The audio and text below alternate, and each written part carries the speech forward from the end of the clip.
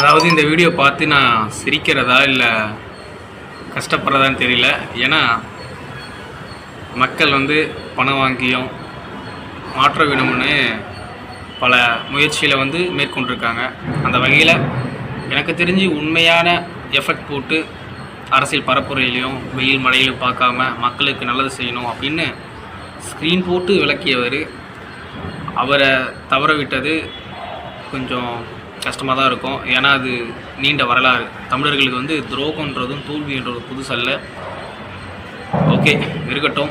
இப்போது மாண்புமிகு விஜய் முதலமைச்சராக பதவி ஏற்பார் நான் நம்புகிறேன். அவர் ஆட்சியில் சிறப்பாக இருக்கும் நான் நம்புகிறேன்.